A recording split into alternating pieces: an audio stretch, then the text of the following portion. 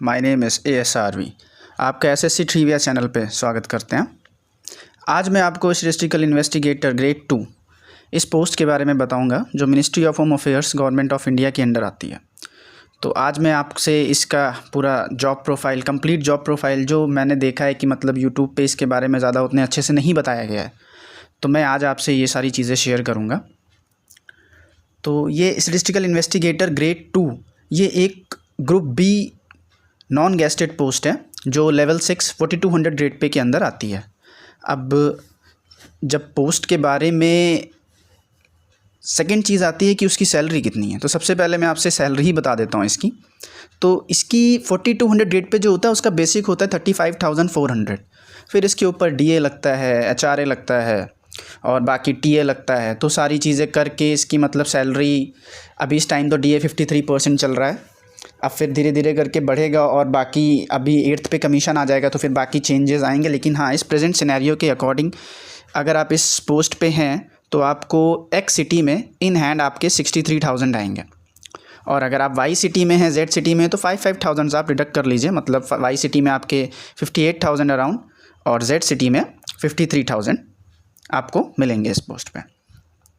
फिर इसके बाद दूसरी चीज़ आती है कि इस पोस्ट की वैकेंसी और कट ऑफ क्या रहती है। तो वैकेंसी के बारे में मैं आपको बताना चाहूँगा कि 2019 में ये पोस्ट पहली बार इंट्रोड्यूस हुई थी SSC CGL में। इस पोस्ट में आप एंट्री सिर्फ SSC CGL के थ्रू ही कर सकते हैं। जी हाँ, SSC CGL 2019 में पहली बार ये पोस्ट इंट्रोड्यूस हुई थी। उसके पहले ये पोस्ट मतलब ऐसे चलती थी, statistical investigator grade 1, grade 2, grade 3। After that you will be promoted to AD assistant director, और उसके नीचे पोस्ट आती थी कंपाइलर, सीनियर कंपाइलर।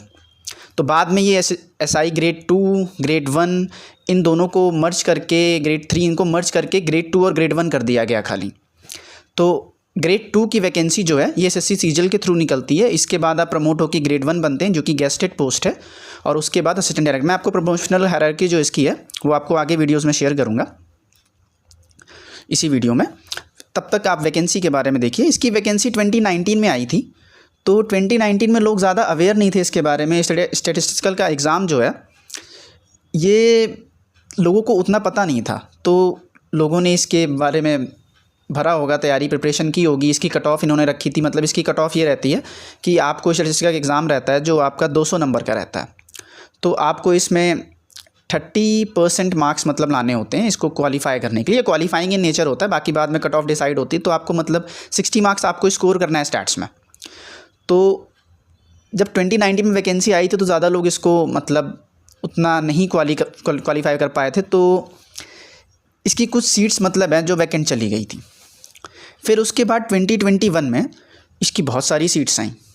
अब आपको मैं बता रहा हूँ 2021 में लगभग 800 सीट्स थी, जो किसी भी मतलब इसका एलिजिबिलिटी क्राइटेरिया जो है बिल्कुल अलग है। तो उस हिसाब से बहुत ज़्यादा हो गई, क्योंकि ये बिल्कुल ऑल अदर पोस्ट की तरह नहीं है SSC की। इसमें आपके पास अगर ग्रेजुएशन में 3 साल आपके पास स्टैट्स है, हालांकि ये चीज़ चेंज हो गई है, इस साल तो ऐसा ही है, लेकिन अगले साल से नेक्स्ट ईयर से आपको इसमें इस पोस्ट में ये एलिजिबिलिटी मतलब चेंज हो गई है। इसमें आपको शायद मैथ्स भी ले सकते हैं, मैथ्स भी जिन्होंने किया हो ग्रेजुएशन में 3 साल, और कंप्यूटर साइंस भी किया हो तो भी मतलब वो लोग भी एलिजिबल हैं। मतलब ये अभी मतलब इस साल तो नहीं, लेकिन हाँ नेक्स्ट ईयर से इस पोस्ट की ये एलिजिबिलिटी क्राइटेरिया सेट कर दिया गया है। ये अभी मतलब एक एनेक्चर आया था। तो बाकी 2021 में बहुत सारी पोस्ट आई हुई थी। उस टाइम पे इस पोस्ट के लिए बहुत कम मतलब बहुत ही कम कट ऑफ गई हुई थी, और OBC कैटेगरी से मतलब काफ़ी सारी पोस्ट खाली भी चली गई थी, लोग क्वालिफाई नहीं कर पाए थे। फिर उसके बाद 2023 में इसकी वैकेंसी आई। जितनी अभी 24 में आई हुई हैं 85, उतनी ही 2023 में आई थी। तो उसमें UR की सीट्स जो थी वो 4 ही सीट्स आई थी। बाकी सब कैटेगरी EWS की 12 थी, OBC की 49 थी, अच्छी खासी थी। लेकिन जो UR की थी वो 4 सीट्स आई थी। तो UR में से कोई सिलेक्शन नहीं ले पाए थे इन्होंने। UR में से 52 कैंडिडेट्स को इन्होंने इन किया था प्री में, लेकिन 52 कैंडिडेट्स में से सिलेक्ट कोई भी नहीं हुआ, क्योंकि चारों सीट्स जो UR की थी वो हॉरिजॉन्टल रिजर्वेशन में चली गई थी। तो उस टाइम भी कट ऑफ काफ़ी कम गई थी इस पोस्ट की, पर्टिकुलर पोस्ट की। फिर अब 2024 की बात करें तो 85 वैकेंसीज़ हैं टोटल, और जिसमें UR की 22 हैं। तो मतलब काफ़ी अच्छा नंबर है 22। मैं इसके बारे में आपको कट ऑफ मैं वो सारी चीज़ें आपको आगे डिस्कस करूँगा वीडियो में।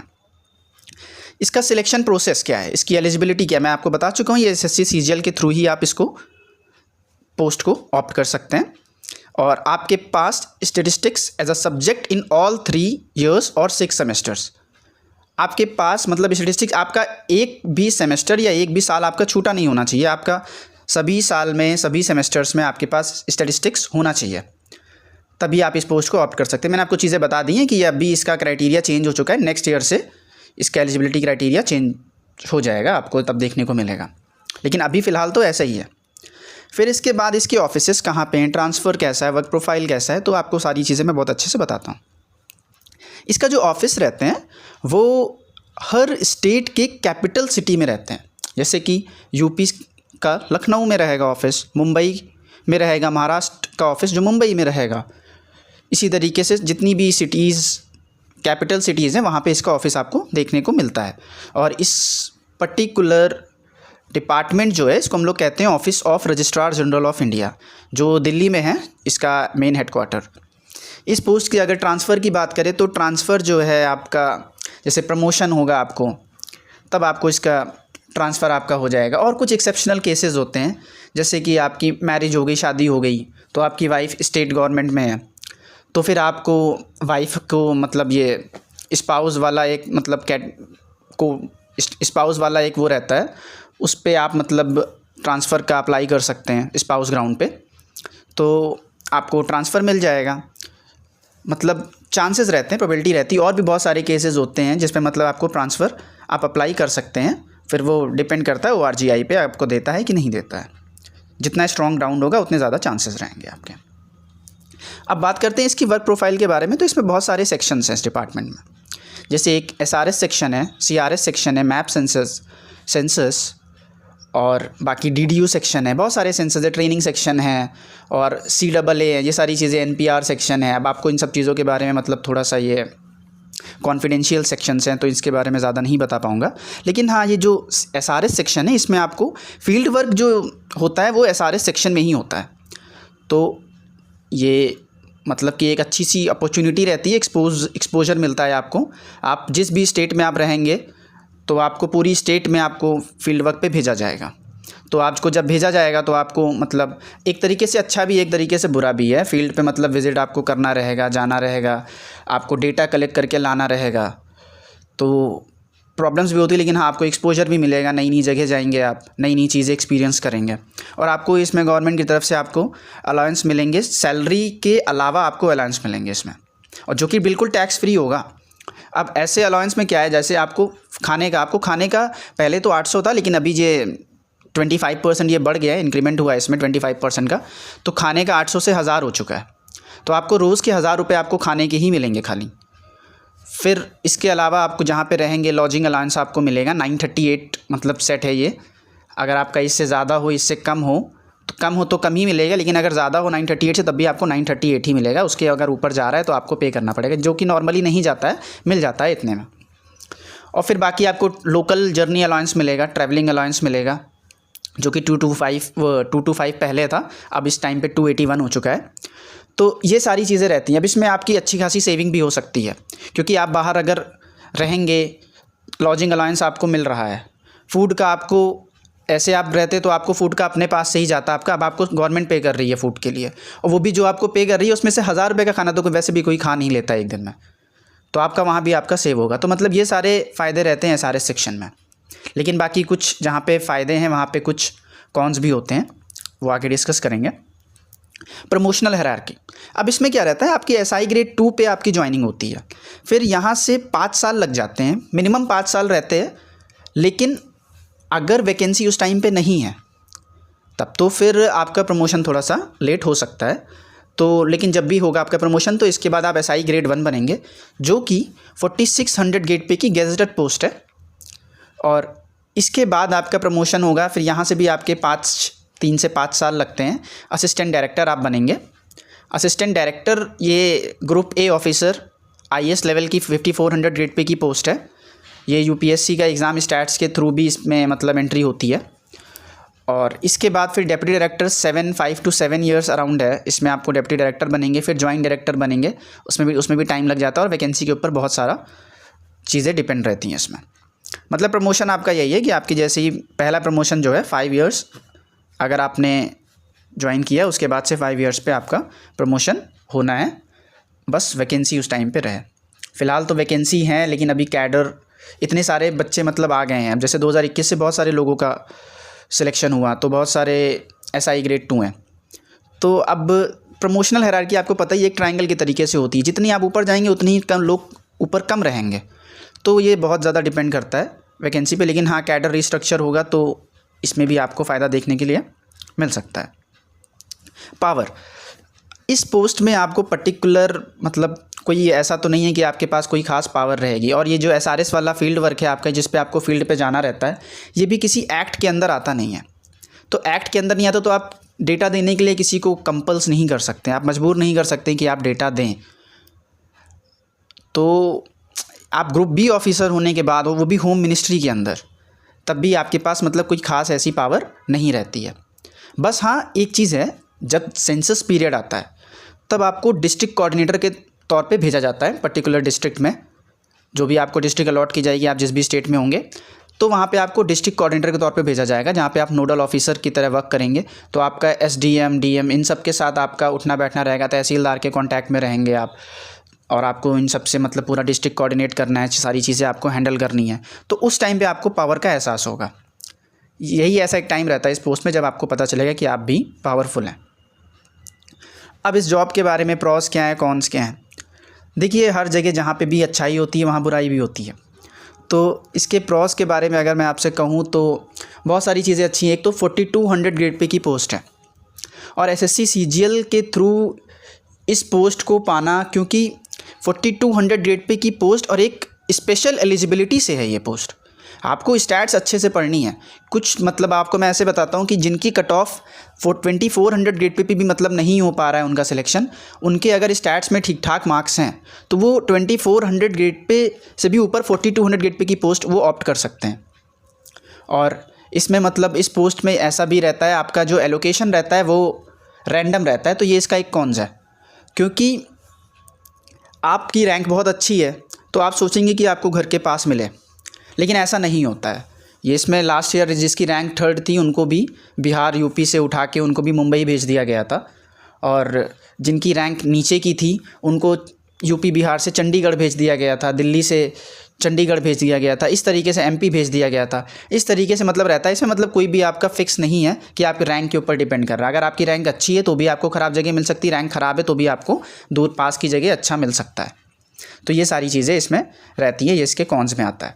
बाकी और भी चीज़ें अगर देखें आप, जैसे कि SRS अगर आपको फील्ड वर्क मिल गया तो इसमें आपको एक्सपोजर मिलेगा, आपको एक्स्ट्रा अलाउंस मिलेंगे, बहुत सारी चीज़ें हैं। लेकिन फिर आपको फील्ड पे आपको जाना पड़ेगा, फील्ड पे आपको काफ़ी सारी चीज़ें एक्सपीरियंस करनी पड़ती हैं। लोग अच्छे होते हैं, कुछ लोग नहीं भी अच्छे होते हैं, तो आपको उनसे डील करना है। तो मतलब ये चीज़ें जब आप इस जॉब में इंटर करेंगे तब आपको पता चलेगा कि मतलब किस तरीके से चीज़ें कैसे टैकल की जाती हैं। तो इसको भी मतलब मैं ख़राब नहीं कहूँगा, लेकिन हाँ, ये आपके ऊपर डिपेंड करता है आपकी कम्युनिकेशन स्किल्स कैसी हैं। क्योंकि आप अगर महाराष्ट्र में हैं या गुजरात में हैं या राजस्थान में हैं या तमिलनाडु में हैं, तो आपको वहाँ के लोगों से अगर इंटरेक्ट करना है तो आपकी उनको ही लोकल लैंग्वेज में आपको बात करना पड़ेगा। तो ये भी जो बाहर के लोग होते हैं तो रीजनल लैंग्वेज में उनको बात करने में प्रॉब्लम होती है।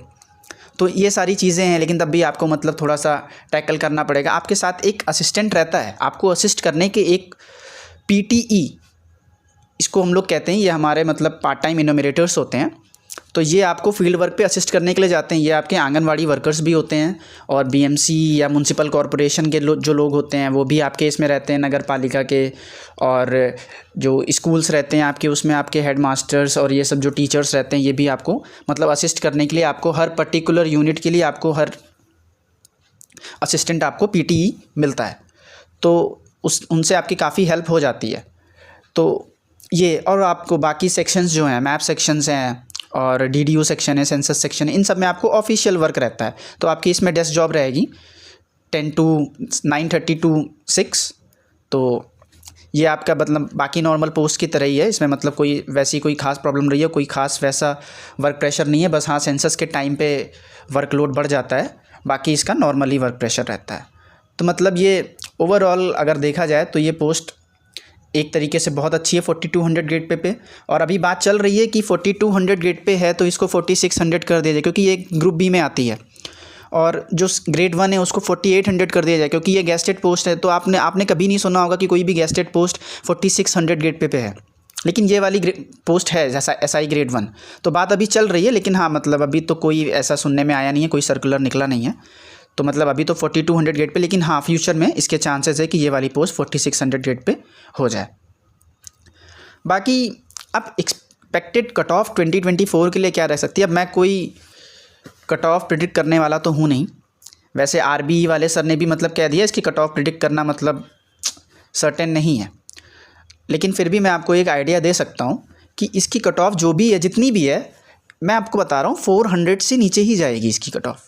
मैं सिर्फ जनरल की बात कर रहा हूँ, मैं बाकी सारी कैटेगरीज़ पे तो काफ़ी कम रहेगी, लेकिन हाँ मैं जनरल कैटेगरी की बात कर रहा हूँ। इसकी कट ऑफ 400 से कम ही रहेगी, क्योंकि इसके पीछे रीज़न ये है, लास्ट ईयर जो है जनरल कैटेगरी की 4 वैकेंसी थी, तो चारों वैकेंसी हॉरिजॉन्टल रिजर्वेशन में चली गई और 4 वैकेंसी के लिए 52 कैंडिडेट्स इन्होंने क्वालिफाई करवाए हुए थे। लेकिन इस बार ये वैकेंसीज़ 22 हैं। अगर 10-12 लोग भी इसकी वैकेंसी मतलब OBC EWS सारी कैटेगरी से हॉरिजॉन्टल रिजर्वेशन से भी ले लेते हैं, तब भी 10 सीट्स तो रहेंगी इसकी। और लास्ट ईयर EWS की कट ऑफ 366.5 गई थी, जबकि सीट्स उसकी 12 थी।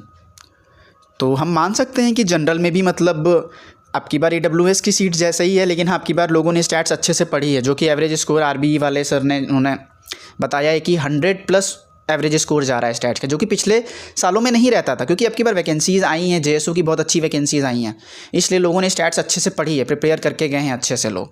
लेकिन तब भी मैं आपको कह रहा हूँ, क्योंकि इन्होंने शायद 180 अराउंड इन्होंने बच्चे क्वालिफाई करवाए हुए हैं UR कैटेगरी से, तो 22 सीट्स हैं अगर, और इसमें कुछ बच्चे ऐसे भी रहते हैं जो ऐसे ही भर देते हैं, उनके पास एलिजिबिलिटी नहीं रहती है स्टैट्स वाली पोस्ट के लिए, लेकिन वो अपने आप को चेक करने के लिए कि वो क्वालिफाई कर पाते हैं कि नहीं कर पाते हैं, अपना नाम लिस्ट में देखने के लिए वो इसको यस कर देते हैं।